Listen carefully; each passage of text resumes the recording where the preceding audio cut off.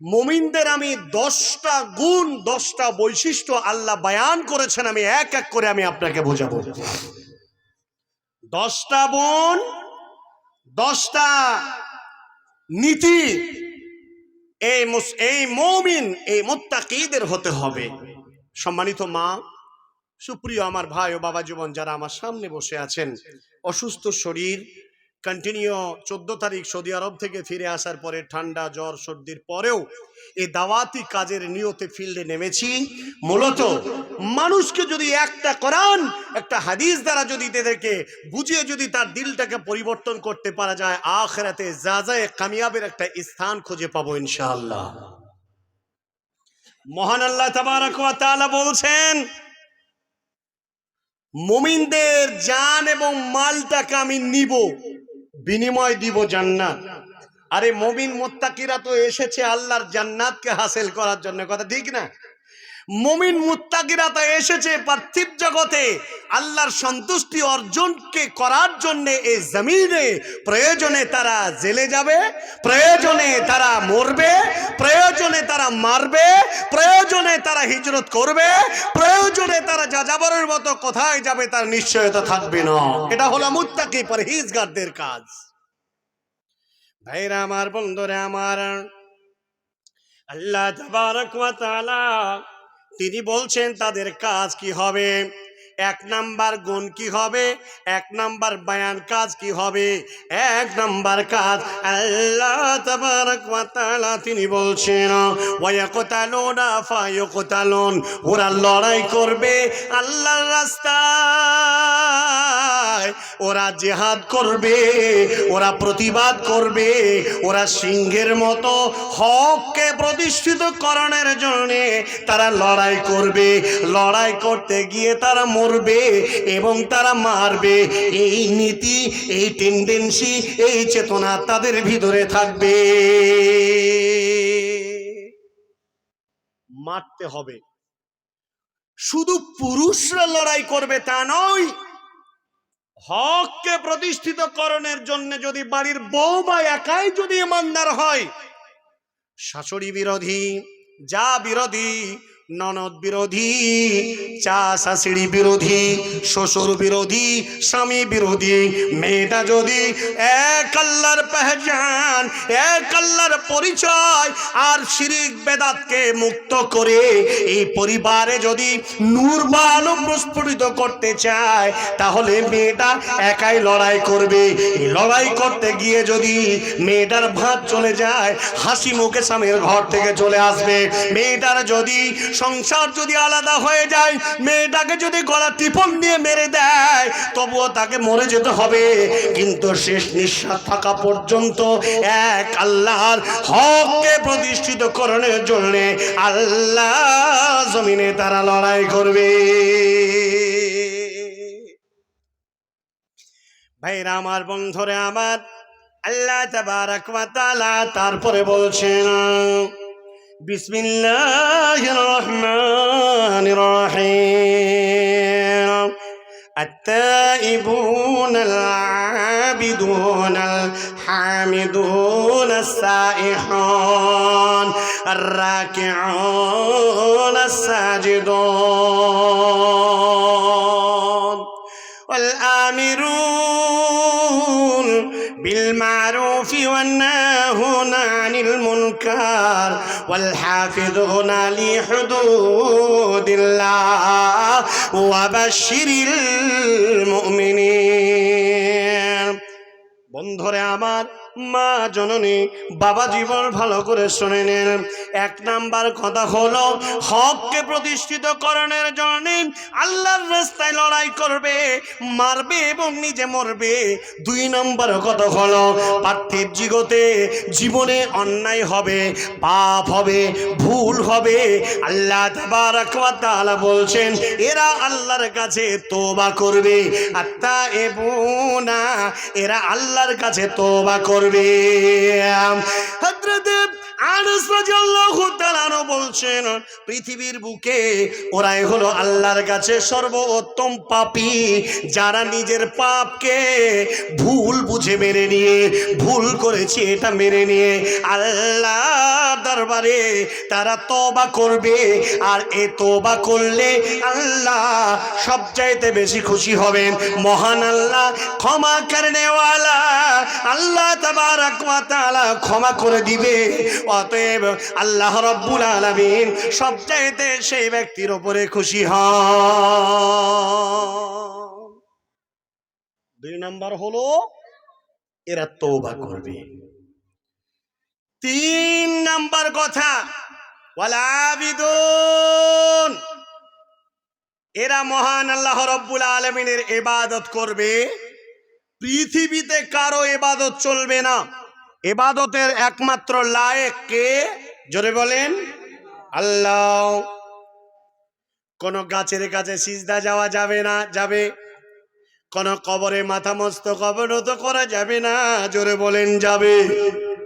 কোন ব্যক্তিকে পূজা যাবে না, জোরে বলেন যাবে? কোন ব্যক্তি কোন রোগ কেউ কোন পৃথিবীর কেউ কোনদিন ভালো করে দিতে পারে না, জোরে বলেন পারে?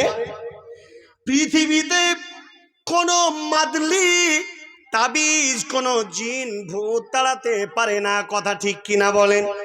পৃথিবীর বুকে কোন কার ধাগায় কোন রোগ বা কোন ভূত পেতনি জিন তাড়াতে পারে না। অতএব যা কিছু করবে মহান আল্লাহ তাবারক ওয়া তাআলার কাছে তোমাকে করতে হবে। আল্লাহ তাবারক ওয়া তাআলা তোমার একমাত্র ইবাদতের লায়েক। ওরে পৃথিবীর মানুষ, ওরে আজকের সুলতানপুর গ্রামের মানুষ, ওরে আজকে বাথানের মানুষ, নারী পুরুষ যারা এসেছেন তারা শোনেন, পৃথিবীতে কারো কাছে মাথা মস্তক অবনত করা চলবে না। একমাত্র ইবাদত করতে হবে মহান আল্লাহ তাবারক ওয়া তাআলার কাছে।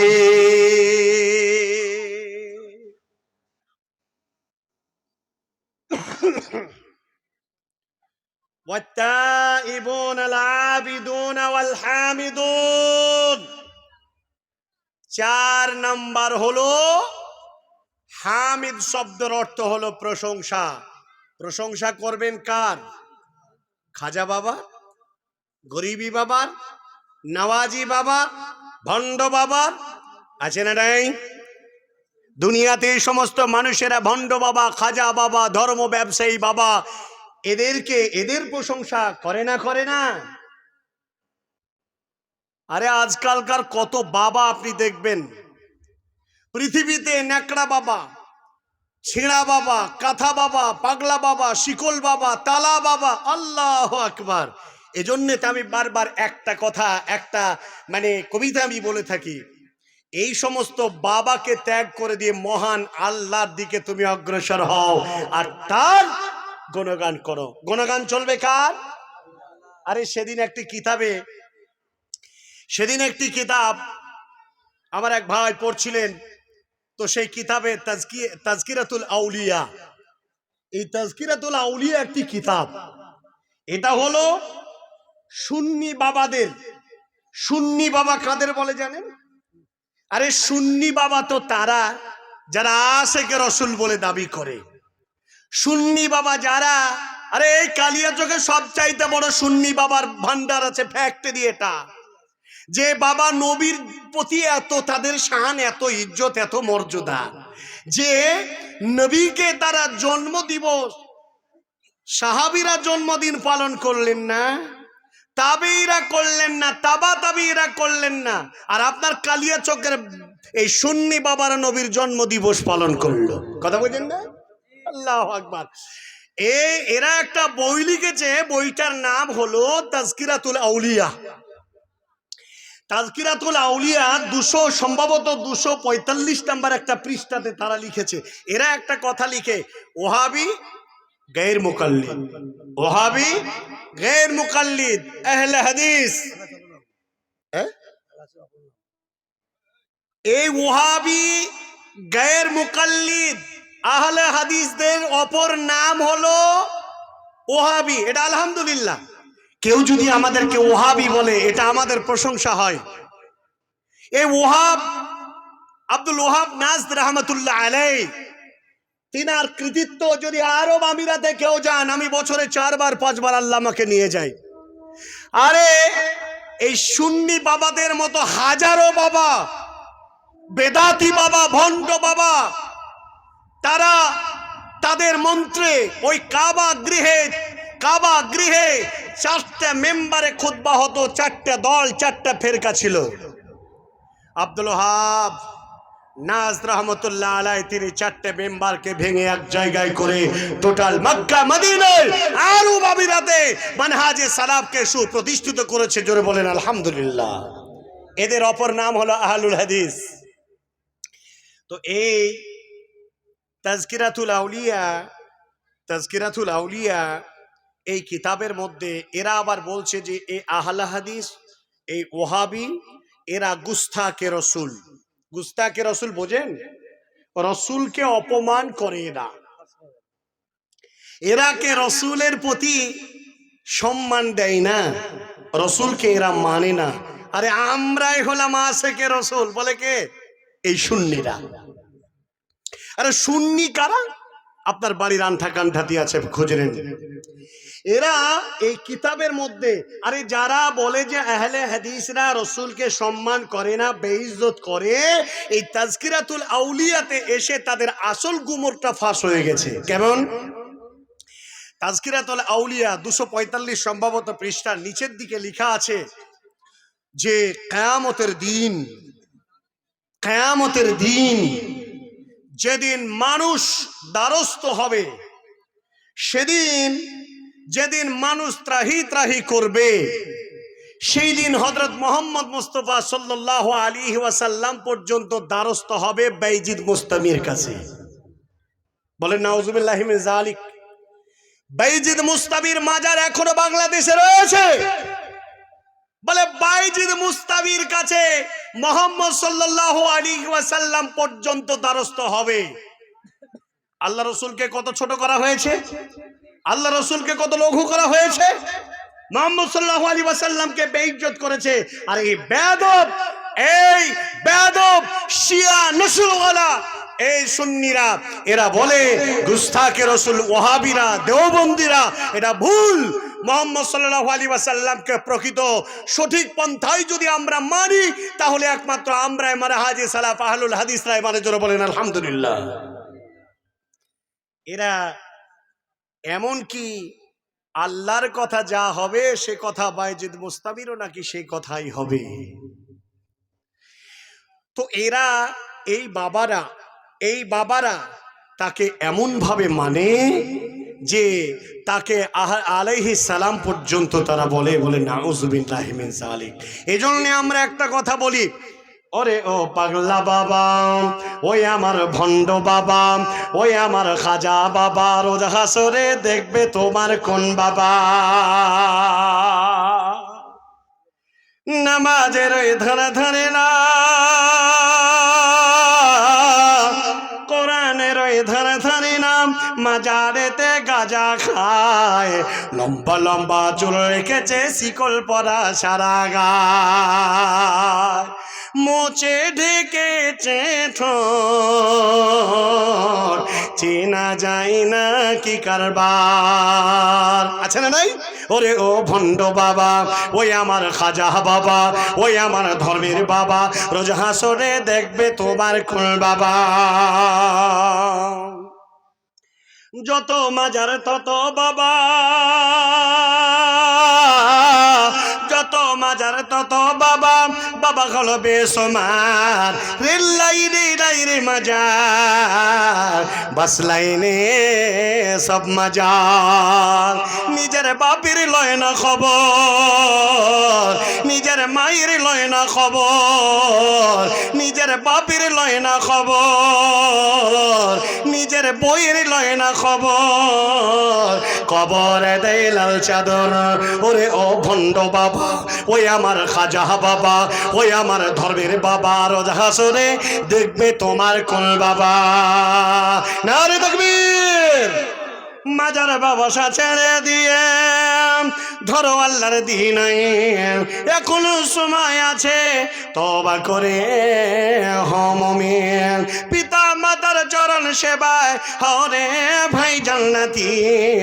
ওরে ও ভণ্ড বাবা, ওই আমার খাজা বাবা, ওই আমার ধর্মের বাবা, রোজা হাসরে দেখবে তোমার কুল বাবা। তাই আমি বলতে চাই, একমাত্র আল্লাহ তাবারাক ওয়া তাআলার গুণগান করতে হবে। প্রশংসা যদি করতে হয়, করতে হবে কার? আল্লাহ। এরপরে আল্লাহ তাবারাক ওয়া তাআলা বলছেন, যারা মুমিন মুত্তাকি পরহেজগার, ওরা আল্লাহ তারা প্রশংসা করবে। এটা হলো তাদের এক নম্বর, তাদের একটি বৈশিষ্ট্য। তারপরে আল্লাহ রাব্বুল আলামিন এই কোরআনুল কারীমের মধ্যে আরেকটা বৈশিষ্ট্য, তাদের গুণ তাদের বলছে, মা গো এই গুণটা আমাদের সবার মধ্যে থাকতে হবে। গুণটা হলো কি? ওয়াসাইহুনা, তোমাকে সিয়ামকারী হতে হবে, তোমাকে রোজাদার হতে হবে। পৃথিবীর মধ্যে যত ইবাদত আছে, নিগাদ নিখুঁত ইবাদত হলো সিয়াম। কথা ঠিক কিনা? সিয়ামের মধ্যে কোনো ফাঁকিবাজি চলে না, নামাজের মধ্যে ফাঁকিবাজি চলে, নামাজের রুকুতে ভুল হয়, কিন্তু সেই সুপ্রভাতের আগে থেকে নিয়ে সাহারি থেকে নিয়ে একদম সন্ধ্যা পর্যন্ত এক আল্লাহর মনোনিবেশনে তার নিজের সমস্ত খানা পানিকে পরিহার করে দিয়ে আল্লাহ সন্তুষ্ট অর্জন করার নাম হলো রোজা। আল্লাহ তাবারাক ওয়া তাআলা বলছেন, এরা সেই গুণে গুণান্বিত যারা তারা রোজা রাখবে। আর কি রাখবে? ওয়াররাকিউন, তারা রুকু করবে। রুকু করনে ওয়ালা, কি রুকু করবে? তারা নামাজে দাঁড়াবে আর তাদের ঘাড় মাথা পিঠটাকে বরাবর করবে। ঝুঁকতে হবে কোন দিকে? কবরের দিকে নাকি কিবলার দিকে? কিবলার দিকে। সিজদা করার আগে রুকু করতে হবে। অতএব আল্লাহ তাবারাক ওয়া তাআলার দিকে তার পিঠটাকে ঝুঁকাবে, মাথাটাকে নোয়াবে। একমাত্র পৃথিবীর বুকে কোথাও মাথা নত করা যাবে না এক আল্লাহ তাবারাক ওয়া তাআলার কাছে ছাড়া। বন্ধুরে আমার, এরপরে আল্লাহ তাবারাক ওয়া তাআলা বলছেন, ওয়াসাজিদুন, সিজদা করতে হবে কোথায়? সিজদা করতে হবে আল্লাহ তাবারাক ওয়া তাআলার কাছে। সিজদায় আল্লাহর সঙ্গে প্রেম বাড়ে, সিজদাতে আল্লাহর সঙ্গে মহব্বত বাড়ে, সিজদায় আল্লাহর সঙ্গে ভালোবাসা করে। একজন যত বড়ই নামি দামি ব্যক্তি হোক না কেন, তার মাথাটা আল্লাহর কাছে চলে যাবে, আল্লাহর কাছে মাথা মস্তক অবনত হবে। জেনে নিবেন, পৃথিবীর সব যত বড়ই রাজা বাদশাহ আর যত বড়ই দামি ব্যক্তি হোক না কেন, কারো কোনো তার চেয়ে কেউ অহংকারকারী হবে না। একমাত্র তাকাব্বর করনে ওয়ালা, অহংকার করনে ওয়ালা, দাপট দেখানে ওয়ালা আল্লাহ তাবারাক ওয়া তাআলা। 8 নাম্বার গেল। 9 নাম্বার বলছি, মা বাবা জীবন শুনে নেন। কোরআনের ব্যাখ্যা বিশ্লেষণ করতে নেমেছি, আপনি খুব ভালোভাবে আয়ত্ত করে যান। জীবনে কোনোদিন কাউকে সিজদা করবেন না। কবরের কাছে সিজদা দিতে আমি নিজে স্বয়ং আব্দুল কাবির দেখেছি। আল্লাহু আকবার। পীর সাহেবের পায়ের গোড়ায় মাথাকে সিজদা দিয়ে বুড়ো আঙ্গুল চুষতে দেখেছি। এগুলো সব শিরক, আর শিরকের গোনা পৃথিবীতে কোনোদিন মাফ হবে না আল্লাহ রাব্বুল আলামিনের কাছে। জিনার গোনা, সুদের গোনা, ঘুষের গোনা, পৃথিবীতে যত বড় অন্যায় কাজ আছে না কেন, সবচাইতে বাজে, এর চেয়েও খুবই নোংরা বড় মহাপাপ হলো অন্যর কাছে সিজদা দেওয়া। এজন্য আমি আপনাকে 9 নাম্বার কথা বুঝিয়ে যাই। আল্লাহ তাবারক ওয়া তাআলা বলে দিয়েছেন যারা মুমিন, যারা মুসলমান, যারা মুত্তাকি তাদের ব্যাপারে বলেছেন আল আমিরুনা বিল মারুফ, মানুষকে ভালো কাজের আদেশ দাও। মহান আল্লাহ তাবারক ওয়া তাআলা এটা সূরা নাম্বার 3 সূরা আলী ইমরানের মধ্যে বলে দিয়েছেন ওয়াল আমরু বিল মারুফ ওয়া নাহি আনিল মুনকার, মানুষদেরকে ভালো কাজের আদেশ দাও।